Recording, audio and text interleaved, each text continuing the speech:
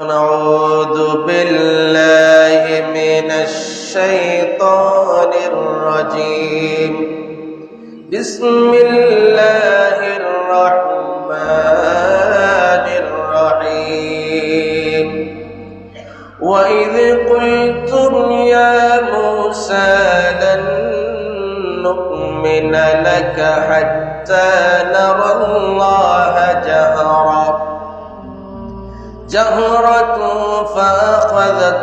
فأخذتكم الصاعقة وأنتم تنظرون ثم بعثناكم من بعد موتكم لعلكم تشكرون আমার আল্লাহ রাব্বুল আলামিন বনী ইসরাইল হযরত ইয়াকুব আলাইহিস সালাতু ওয়াস সালামের বংশধরকে বনী ইসরাইল বলে। আগের থেকে একটু টানছি, কিন্তু পরবর্তীতে মুসা আলাইহিস সালাম ইয়াকুব আলাইহিস সালামের বংশধররা মিলতে মিলতে মুসা আলাইহিস সালামের উম্মত পর্যন্ত এসেছে। পরিশেষে হযরত মুসা আলাইহিস সালাতু ওয়াস সালামের উম্মতদেরকে এখন বনী ইসরাইল বলা হয়। বর্তমান যে ইসরায়েল রাষ্ট্র, এই ইসরায়েল রাষ্ট্রটা বনী ইসরায়েল থেকে এসেছে। আজকের যারা ইয়াহুদি তারা মূলত হযরতে মুসা আলাইহিস সালাতু ওয়াস সালামের অনুসারী, বড় শয়তান, বড় দুষ্ট প্রকৃতির। মুসা আলাইহিস সালামকে অনেক কষ্ট দিয়েছে, এদিকে ওদিকে কত বাহানা, তাদের বাহানার কোনো শেষ নাই। আজকে 55 এবং 56 নম্বর আয়াতের আলোকে আলোচনা। সর্বপ্রথম ওই আয়াত দুটির সরল অনুবাদ আমরা জেনে নিই। আল্লাহ পাক রব্বুল আলামিন বলছেন, ওয়াইদ কুলতুম ইয়া মূসা, হে বনী ইসরাইল, সে সময়ের কথা স্মরণ করো যখন তোমরা বলেছিলে লান নুমিনা লাকা হাত্তা নারাল্লাহা জাহরা, আল্লাহকে যতক্ষণ পর্যন্ত প্রকাশ্যে আমরা দেখব না ততক্ষণ আমরা আপনার উপরে ঈমান আনবো না। বনী ইসরাইল মুসা আলাইহিস সালামের উম্মতরা বলেছে। তখন আল্লাহ বলছেন, তোমরা সে সময়ের কথা স্মরণ করো যখন তোমরা আমার নবী মুসাকে এই ধরনের একটা শর্ত দিয়েছিলে। আল্লাহকে যখন প্রকাশ্যে দেখার এই যে একটা দুঃসাহস তোমরা দেখিয়েছ, এটা তোমাদের পক্ষে সম্ভব নয়। আল্লাহকে তারাই দেখতে পারবে যাদের সাথে আল্লাহর সাথে সম্পর্ক ভালো, কম্প্রোমাইজ যারা ভালো, যারা আল্লাহর বান্দা হয়ে গিয়েছেন তারা আল্লাহকে দেখতে পান। তাও সরাসরি নয়, স্বপ্নে যোগে আল্লাহকে দেখবেন, কিন্তু আল্লাহর আকৃতি, পরিমাপ এগুলো নির্ধারণ করা সম্ভব। আল্লাহ রাব্বুল আলামিন বলছেন, তোমরা যখন এই দৃষ্টতা প্রদর্শন করেছ, দুঃসাহস দেখিয়েছ, যেটা তোমাদের পক্ষে সম্ভব নয়, ফাআখাযাতকুমুস সাইকা, আল্লাহকে দেখবার এই দুঃসাহস দেখানোর কারণে আল্লাহ তাদেরকে গজব দিয়েছিলেন। কি গজব দিয়েছিলেন? তাদের উপরে বিদ্যুৎ, বজ্রপাত, আসমান থেকে আগুন নিক্ষেপ করেছিলেন। জোরে বলেন নাউযুবিল্লাহ। ওয়া আনতুম তানজুরুন, তোমাদের উপর যে আযাব এসেছিল সে আযাব তোমরা তো নিজের চোখেই দেখেছো। এটা যদি অন্য কারো ক্ষেত্রে হতো, তোমাদের বিশ্বাস করা না করার একটা প্রশ্ন আসতো। তোমাদের সাথে ঘটে যাওয়া এই ঘটনার সাক্ষী তোমরাই। পড়েন সুবহানাল্লাহ। আল্লাহ রাব্বুল আলামিনের কথার ভিতরে এত যুক্তি, এত রহস্য, চোখে আঙ্গুল দিয়ে দেখিয়ে দেন, অস্বীকার করার কোন সুযোগ। সুম্মা বাআসনাকুম, 56 নম্বর আয়াতের মধ্যে আল্লাহ বলেন, মিন বাদি মাউতিকুম, তোমরা আসমান থেকে আগুন নিক্ষেপ হওয়ার কারণে, বজ্রপাত আসার কারণে তোমরা মৃত্যু বরণ করেছিলে। এই আযাবের কারণে তোমাদের মৃত্যু হয়ে গিয়েছিল। সুম্মা বাআসনাকুম, অতঃপর আমি তোমাদেরকে আবার জীবন দিয়েছি। লাআল্লাকুম তাশকুরুন, তোমরা আযাবের কারণে তোমাদের জীবন যে ধ্বংস হয়ে গিয়েছিল, মৃত্যুবরণ করেছিলে, সেখান থেকে তোমাদেরকে আবার বাস্তব জীবনে জীবন্ত করেছি, এই জন্য লাআল্লাকুম তাশকুরুন, যেন তোমরা আল্লাহর শুকরিয়া কৃতজ্ঞতা আদায় করো, যেন তোমরা আল্লাহর গোলামিতে লিপ্ত হয়ে যাও, যেন তোমরা আল্লাহর ওয়াহদানিয়ত, নবীর রিসালাত, নবুয়ত, আল্লাহর দ্বীনকে মেনে নাও, আল্লাহর বিধিবিধানকে তোমরা গ্রহণ করে নাও, আল্লাহর কুদরতের সামনে তুমি যেন আত্মসমর্পণ করো, সেজন্য তোমাকে জীবনটা ফিরিয়ে দিয়েছি। এটা হলো সরল অনুবাদ। এই কথাটা পরিষ্কারভাবে বোঝাবার জন্য আমি আপনাদেরকে একটু পেছনের দিকে নিয়ে যাচ্ছি। বনি ইসরাইল, আমি আলোচনা করেছিলাম, বনি ইসরাইলকে আল্লাহ রাব্বুল আলামিন 10 থেকে 12টা নিয়ামত দিয়েছিলেন। কয়টা নিয়ামত? সেখান থেকে আমরা আজকে 6 নম্বর নিয়ামত পর্যন্ত শেষ করব ইনশাআল্লাহ। আগে 5টা নিয়ামতের কথা হয়ে গেছে, আজকে 6 নম্বর নিয়ামত। কি কি নিয়ামত দিয়েছিলেন সেগুলো একটু ফলো আপ করি। আল্লাহ রাব্বুল আলামিন সর্বপ্রথম কোরআনুল কারীমের সূরা বাকারার 47 নম্বর আয়াতে বনি ইসরাইলের 1 নম্বর নিয়ামতের কথা ঘোষণা করেছেন। হে বনি ইসরাইল, তোমাদের সময়ে আমি তোমাদেরকে পৃথিবীতে শ্রেষ্ঠ জাতি বানিয়েছি। তোমাদের সময়, আমাদের সময় নয়, উম্মতে মুহাম্মাদীর আমলে নয়, উম্মতে মূসা আলাইহিস সালামের আমলে, যুগে বনি ইসরাইলকে পৃথিবীতে শ্রেষ্ঠত্বের মর্যাদা দিয়েছেন। আল্লাহ রাব্বুল আলামিন বলছেন, ওয়া আন্নী ফাদ্দালতুকুম আলাল আলামিন, হে বনি ইসরাইল, তোমাদেরকে এই জমিনের মধ্যে আমি বিশেষ মর্যাদা দিয়েছি। 1 নাম্বার নিয়ামত। 2 নাম্বার নিয়ামত হচ্ছে ফানজাইনাকুম, আমি তোমাদেরকে ফেরাউনের আযাব ও গজব থেকে মুক্তি দিয়েছিলাম। ওয়া আগরাকনা আলা ফিরাউনা, আর ফিরাউন এবং ফিরাউনের দলবলকে আমি নীল নদে ডুবাইয়া মেরে ফেলেছি। মনে আছে না সেই ঘটনা? এটা হলো 2 নম্বর নিয়ামত। 3 নম্বর নিয়ামত হলো মূসা আলাইহিস সালাম যখন কিতাব আনার জন্য তুর পর্বতে গিয়েছিলেন 40 রাতের জন্য, হারুন আলাইহিস সালামকে নবুয়তের দায়িত্বখানা দিয়ে গিয়েছিলেন। ওই সুযোগে মূসা আলাইহিস সালামের উম্মতরা বিভ্রান্ত হয়ে আবারও গরুর পূজা করতে শুরু করে দিয়েছিল। আল্লাহ রাব্বুল আলামিন ওই গরু পূজা করার কারণে, গরুর বাছুরকে পূজা করার কারণে তাদের উপর গজব দিয়েছিল। সুম্মা আফাউনা, আমার আল্লাহ বলেন ওই গজব থেকে আমি আবার তোমাদেরকে মুক্তি দিয়েছি, মাফ করে দিয়েছি। মিন বাদি যালিকা, পূজা করার পরেও আমি মাফ করে দিলাম, অন্যায় করার পরেও আমি ক্ষমা করে দিলাম। এটা আমার পক্ষ থেকে তোমাদের জন্য 3 নম্বর নিয়ামত। সুবহানাল্লাহ। 4 নম্বর নিয়ামত হচ্ছে ওয়া আতাইনা মুসাল কিতাবা ওয়াল ফুরকান, হে বনি ইসরাইল, আমি তোমাদের জন্য তাওরাত কিতাব দিয়েছি, ফুরকান দিয়েছি, সত্য মিথ্যা পার্থক্য করার, জীবনটাকে সুন্দর করে সাজাবার পরিপূর্ণ একটা গাইডলাইন তাওরাত কিতাব তোমাদেরকে দান করেছি। এটা হলো 4 নম্বর নিয়ামত। 5 নম্বর নিয়ামত হচ্ছে আমার আল্লাহ রাব্বুল আলামিন বলছেন, তোমরা যেহেতু গরুর বাছুরকে পূজা করেছো, তোমাদেরকে তাওবা করতে হবে। তাওবার ধরনটা কেমন ছিল? যারা মূর্তি পূজা করেছে তাদেরকে হত্যা করা হবে। কারা করবে? যারা পূজা করে নাই, তারা যারা পূজা করেছে তাদেরকে হত্যা করবে। হোক না সে বাবা, হোক না সে সন্তান, হোক না সে ভাই, যত আপনজন হোক না কেন, ওই গরুর বাছুর পূজার মধ্যে যারা লিপ্ত হয়েছে তাদেরকে হত্যা করা হবে। এটা করার মাধ্যমে আমি তোমাদের তাওবা কবুল করেছি। এটা করার মাধ্যমে তোমাদের তাওবা, সুবহানাল্লাহ বলবেন। বনি ইসরাইলের তাওবা কত কঠিন ছিল, আর এই উম্মতের তাওবা কত সহজ। উম্মতের তাওবা কি? মুখের মধ্যে থাপ্পড় খাইলে তাওবা হয়ে যায়। তাওবা করার নিয়ম এটা কি? এটা কি তাওবা? এটা তাওবা না। তাওবা হলো কি?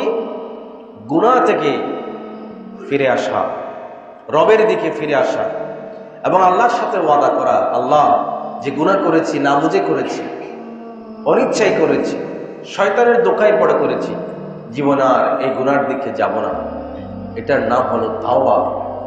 আর ওই গুনার জন্য আল্লাহর কাছে বারবার ক্ষমা চাওয়া, এটার নাম হলো ইস্তেগফার। সুবহানাল্লাহ। আল্লাহ রাব্বুল আলামিন বনী ইসরাইলকে 5 নাম্বার নিয়ামত কি দিয়েছিলেন? তাদের তাওবা কবুল করেছিলেন। তাদের তাওবা ফাতাবা আলাইকুম। আল্লাহ রাব্বুল আলামিন বলছেন, হে বনী ইসরাইল, তোমরা এত বড় অন্যায় করার পরে যেটা ক্ষমার যোগ্য নয়, এত বড় অন্যায় করার পরেও আমি আল্লাহ দয়াবান আল্লাহ রহমান রহিম আল্লাহ তোমাদেরকে মাফ করে দিয়েছি, বারবার সুযোগ দিয়েছি যেন তুমি আমার দয়া অনুগ্রহ পেয়ে হেদায়েতের পথে আসতে পারো। এজন্য তোমাকে বারবার সুযোগ দিয়েছি, তোমার তাওবা কবুল করেছি। ইন্নাহু হুয়াত তাওয়াবুর রহিম, নিশ্চয় তিনি তাওবা কবুলকারী পরম দয়ালু আল্লাহ সুবহানাহু। এখন আসুন 6 নম্বর নিয়ামতের কথা আজকে শুনবো। হযরত মূসা কালিমুল্লাহ যখন তাওরাত কিতাব নিয়ে তুর পর্বত থেকে উম্মতের কাছে আসলেন, তখন তিনি বললেন, এই যে আল্লাহ আমাকে কিতাব দিয়েছেন, এটা তোমাদের হেদায়েতের জন্য আল্লাহর পক্ষ থেকে আমাকে দেওয়া হয়েছে। তোমাদের জন্য আল্লাহর পক্ষ থেকে হেদায়েতের বাণী স্বরূপ এই কিতাব আমাকে দেওয়া হয়েছে। মূসা কালিমুল্লাহর উম্মত এত বড় ব্রিটিশ, তারা বলতে শুরু করলো, হে নবী, হে মূসা, আপনার কথা আমরা বিশ্বাস করতে পারছি না। আল্লাহ যে আপনাকে কিতাব দিয়েছেন এটা আল্লাহ ডাইরেক্ট বলতে হবে, নাউজুবিল্লাহ বলেন। এটা আল্লাহ ডাইরেক্ট, আপনার কথা আমরা বিশ্বাস করি না। আমার আল্লাহর কাছে মূসা কালিমুল্লাহ আবেদন করলেন, ও আল্লাহ, বড় বিপদের মধ্যে পড়ে গেলাম, এই উম্মতকে কোনোভাবে বুঝাইতে পারি না, হেদায়েতের পথে আনতে পারি না। এই কিতাব দিয়েছেন, তারা এই কিতাব মানবে না, আমার কথা শুনবে না, বিশ্বাস করবে না। আপনি কুদরতের জবানে ডাইরেক্ট বললে তারপর তারা বিশ্বাস করবে। আমার আল্লাহ বলছেন, হে মূসা, আপনার উম্মতের মধ্যে বনী ইসরাইলদের মধ্যে নেতা গোছের কিছু মানুষ নিয়ে আপনি তুর পর্বতে আসুন, তাদেরকে আমার কথা শোনাবো। তাদেরকে আমার কথা। মূসা কালিমুল্লাহ 70 জন নেতা গোছের মানুষ নিয়ে, সমাজের সর্দার নিয়ে তুর পর্বতে চলে গেলেন। সেখানে গিয়ে মূসা কালিমুল্লাহ তুর পর্বত আরোহণ করলেন। আল্লাহর সাথে একটু পরেই কথা হবে। মূসা কালিমুল্লাহ কথা শুরু করার আগে তুর পর্বতের মধ্যে একখণ্ড মেঘ এসে ছায়া দিয়েছে। সুবহানাল্লাহ বলেন। ওই মেঘটা তুর পাহাড়কে ডেকে দিয়েছে। মূসা কালিমুল্লাহ কথা বলতে শুরু করলেন আল্লাহর সাথে। তাফসীরে কবীরের মধ্যে এসেছে, ইমাম ফখরুদ্দিন রাজি এই 33 খণ্ডের কিতাব, এই তাফসীরের মধ্যে এসেছে, মূসা কালিমুল্লাহ যখন আল্লাহর সাথে কথা বলতে লাগলেন, তার হালত পরিবর্তন হয়ে গেছে। কি পরিবর্তন হয়ে গেছে? আমাদের ভিতরে এমন বান্দা আছে না নাই, আল্লাহর সাথে যখন দিদার হয়ে যায়, যখন নামাজে দাঁড়ায়, তাদের হালত পরিবর্তন হয়ে যায়। মূসা কালিমুল্লাহ আল্লাহর সাথে কথা বলা শুরু করার পরে তার হালত পরিবর্তন হয়ে গেছে। কিতাবের মধ্যে এসেছে, মাতা কাল্লামাহু রাব্বাহু ওয়াকা আলাইহি জাবাতু নূরুন। মূসা কালিমুল্লাহর চেহারার মধ্যে এমন একটা নূর এসে গেছে, যে নূরটা জ্বলজ্বল করছে। কিসের মতো জ্বলজ্বল করছে? আমাদের সমাজে কথা প্রচলিত আছে যে সাপের, কি বলে এটাকে, সাপের মাথার মধ্যে এক ধরনের একটা নূর, মণিমুক্তা, ওইভাবে করে মূসা কালিমুল্লাহর চেহারার মধ্যে একটা নূর জ্বলজ্বল করতে লাগলো। লা ইস্তাতিউ আহাদুম মিন বনি আদম আন নাযরি ইলাইহি। সেটা এমন এক নূর, এমন এক তাজাল্লি, যেই নূর, যেই আলো, যে তাজাল্লি বনি আদম সন্তান দেখতে পারবে না, সম্ভব নয়। সুবহানাল্লাহ। ওই তাজাল্লি কিসের? আল্লাহ রাব্বুল আলামিনের কুদরতের তাজাল্লি মূসা কালিমুল্লাহ চেহারা মোবারকের মধ্যে প্রভাব বিস্তার করেছে। এটা এমন নূর, যে নূর সাধারণ মানুষ দেখতে পারবে না। এটা ডাইরেক্ট না। আল্লাহর কুদরতের তাজাল্লি কথা বলতে বলতে মুসা কালিমুল্লাহ আলাইহিস সালামের চেহারার মধ্যে প্রভাব বিস্তার করেছে, আসর করেছে। ফটোকপি, এটা কি ফটোকপি বলেন না, এটা আসল নয়, এটা ফটোকপি। আল্লাহর আসল নূরের একটা ঝলক মুসা কালিমুল্লাহর চেহারার মধ্যে পড়েছে। তাফসীরের মধ্যে এসেছে সাধারণ মানুষ ওই নূর দেখতে পারবে না। সেখানে বনি ইসরাইল আমার আল্লাহকে দেখতে চেয়েছে সরাসরি। আমার আল্লাহ কি সহ্য করবেন? আর সেই নূর দেখে কি বনি ইসরাইল সহ্য করতে পারবে? এই জন্য আমার বন্ধুগণ, বান্দাদের মধ্যে যারা আল্লাহ আল্লাহ করতে করতে ফানা ফিল্লা হয়ে যায়, আল্লাহর প্রেমে তারা ডুবে যায়, তারা দুনিয়ার সাধারণ হালতের মধ্যে আর থাকে না, তারা একটা অন্যরকম হালতের মধ্যে চলে যায়। আল্লাহর নূরের তাজাল্লি সাধারণ মানুষ সহ্য করতে পারে না। এই জন্য তাদের ভিতরে অসাধারণ এক হালত তৈরি হয়ে যায়। তাদের কথা মানুষ বুঝতে পারে না, তাদের আচরণ মানুষ বুঝতে পারে না, তাদের চলা চরিত্র মানুষের বিবেকে আসে না। কারণ তার চলা চরিত্রগুলো আর এই জগতের সাথে মিলবে না। তিনি অন্য জগতের অন্য বাসিন্দা হয়ে গেছেন। রবের প্রেমটা এমন। এরপর আসুন, কথাবার্তা চলছে। মুসা কালিমুল্লাহ বলছেন, আমার উম্মত, তোমাদেরকে আমি বাছাই করে করে নেতা গোছের 70 জন মানুষ নিয়ে এসেছি। আমি যেখানে প্রবেশ করেছি আমার আল্লাহর সাথে কথা বলছি, উদখুলু, তোমরাও সেখানে এসে যাও। ওয়াউ, এবং শোনো আমার আল্লাহর কুদরতের কালামগুলো শোনো।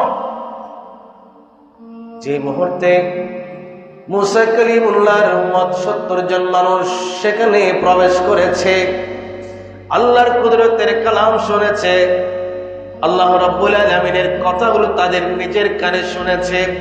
কথা শেষ হয়ে যাওয়ার পরে মুসা কালিমুল্লাহর উম্মত তারা জবান উল্টায় ফেললো, তারা বেঈমানি করলো, বিট্রে করলো, প্রতারণা করলো মুসা কালিমুল্লাহ আলাইহিস সালামের সাথে। তারা এখন বলতে লাগলো, আল্লাহর কথা শুনে বিশ্বাস আনতে পারছি না। এটা কে বলছে? এটা কি আল্লাহ বলছে নাকি আর কেউ বলছে? বিশ্বাস করতে পারছি না। ও মুসা রে, লান নুমিনা হাত্তা নারাল্লাহ, লান নুমিনা লাকা হাত্তা নারাল্লাহ জাহরা। কথা শুনে ঈমান পাকা হচ্ছে না। আল্লাহকে ডাইরেক্ট দেখলে ঈমান পাকা হয়ে যাবে। কথা শুনেও মনের মধ্যে স্বস্তি আসতেছে না, ঈমান আনতে পারতেছি না। এখান থেকে একটা বিষয় শিক্ষা গ্রহণ করতে হবে।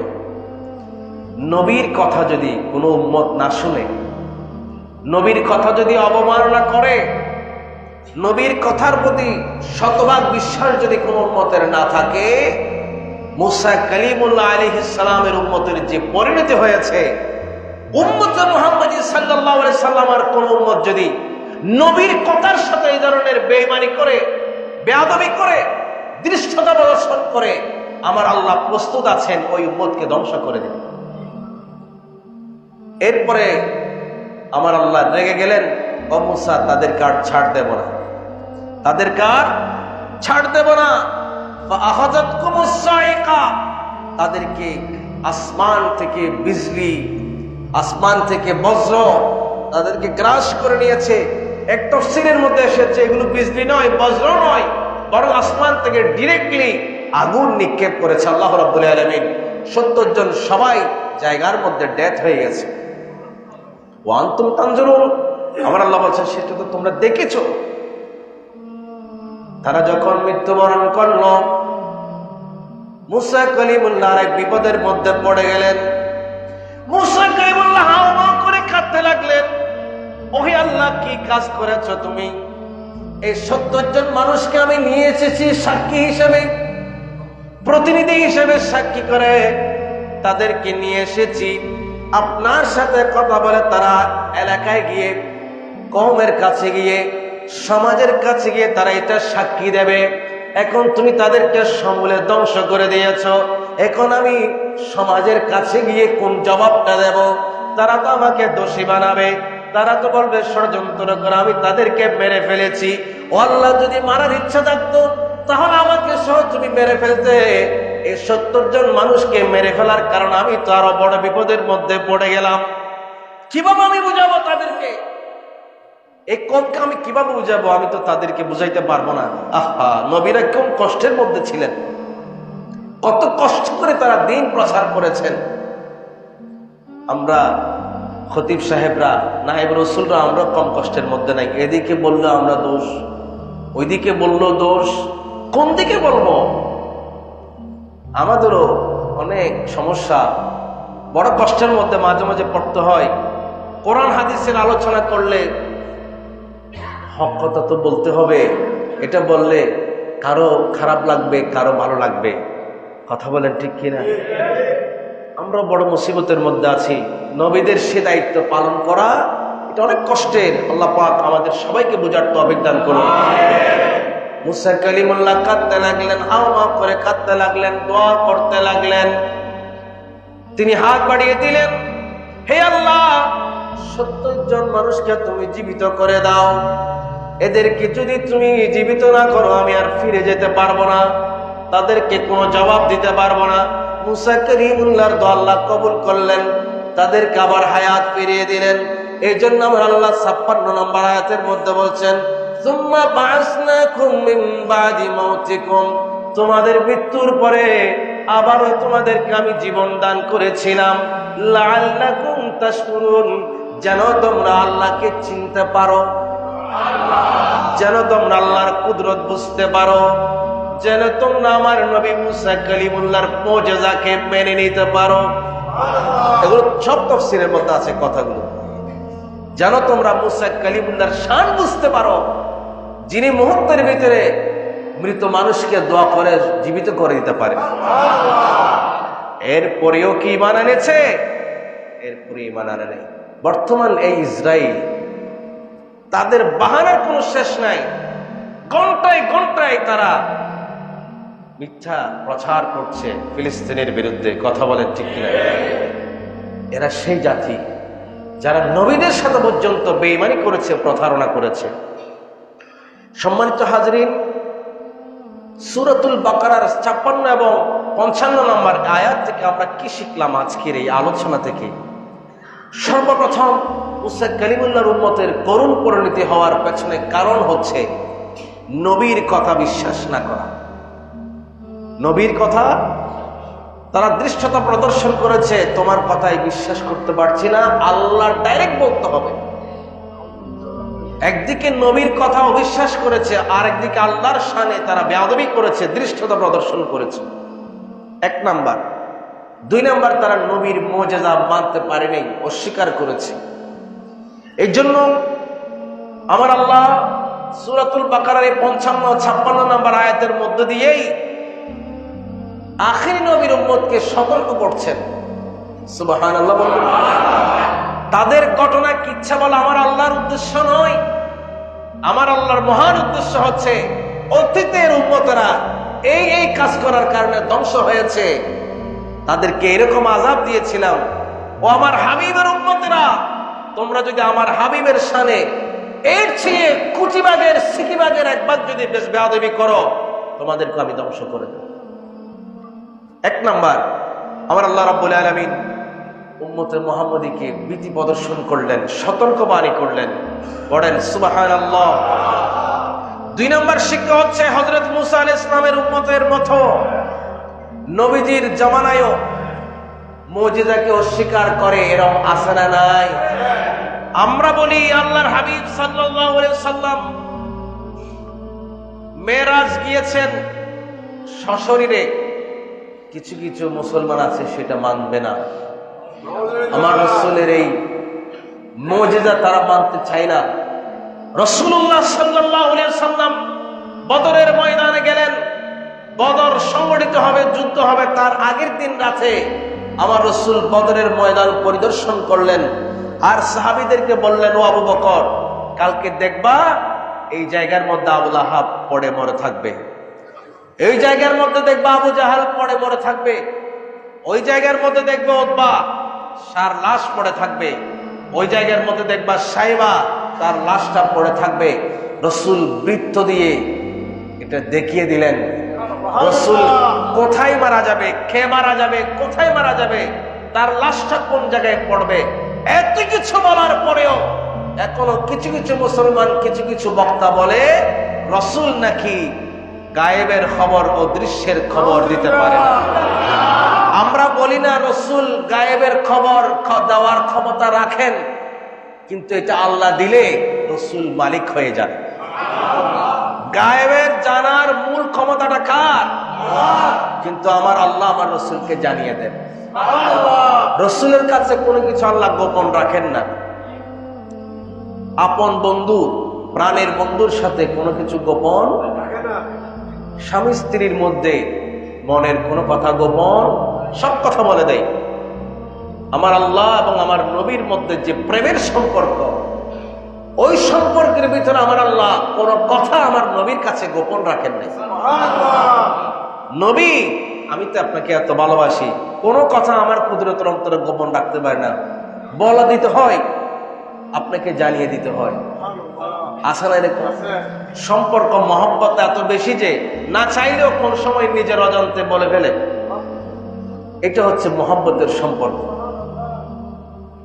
রসুলের মুজিজা মানতে পারছে না এমনও কিছু মুসলমান দেখা আমার আল্লাহ রাব্বুল আলামিন সূরাতুল বাকারার 55 নম্বর আয়াতের মাধ্যমে গোটা উম্মতে মুহাম্মাদীকে এই সতর্কবাণী জারি করলেন, অ্যালার্ট করলেন।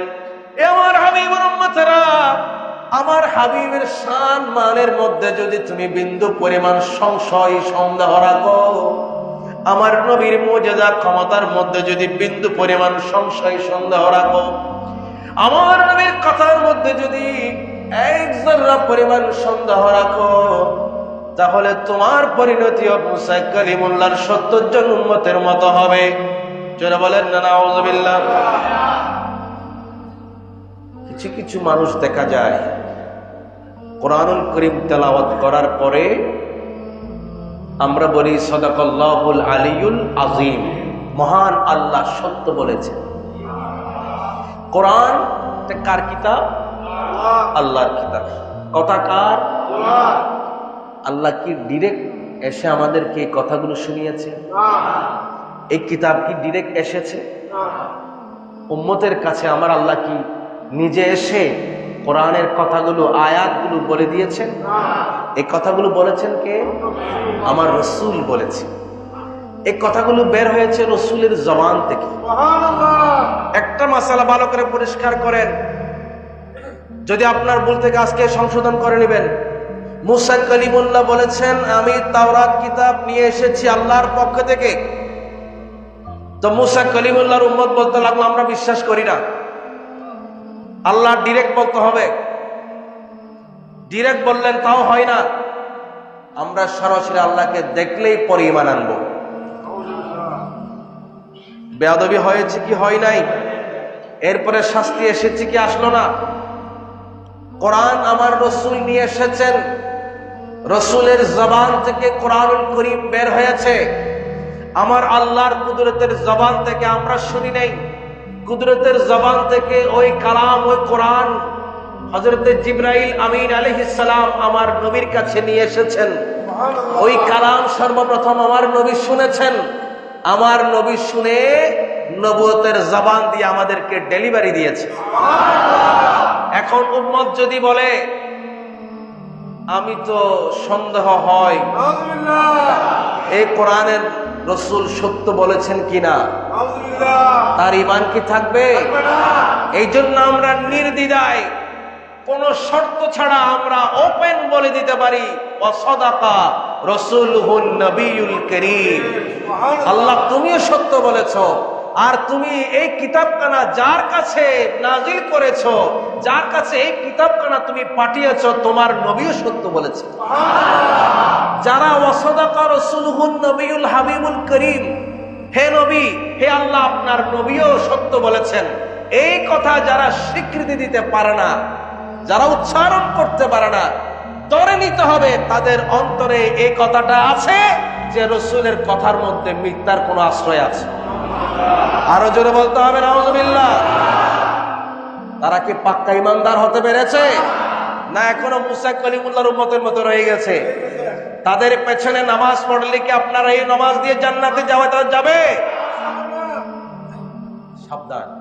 নামাজ পড়ার সময় পাইলেন ঘরের সামনে, এত কষ্ট করে সুজার মার মসজিদে যাওয়ার দরকার, ঘরের সামনে তো আছে, তো পড়লেন, কণ্ঠ সুন্দর, তেলাওয়াত সুন্দর, কিন্তু ওই তেলাওয়াতের ভিতরে রু নাই, আছে শুধু বডি। ওই তেলাওয়াতের ভিতরে মাল নাই, আছে শুধু যন্ত্র। ওই তেলাওয়াত দিয়ে আপনার কি জান্নাত পাওয়া যাবে? যারা কোরআন এখনো পর্যন্ত রাসূল সত্য বলেছেন এটা স্বীকৃতি দিতে পারে নাই, তারা তো মুসলমান হতে পারে না এখনো। এটাকে আমি বানিয়ে বলতেছি?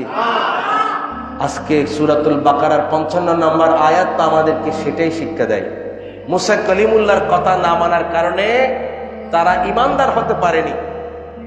তাওরাত কিতাব মুসা কলিমুল্লাহ নিয়ে এসেছেন, এটা তারা মেনে নিতে পারে নাই, ইমানদার হতে পারে নাই, বরং উল্টা তাদের উপর গজব এসেছে।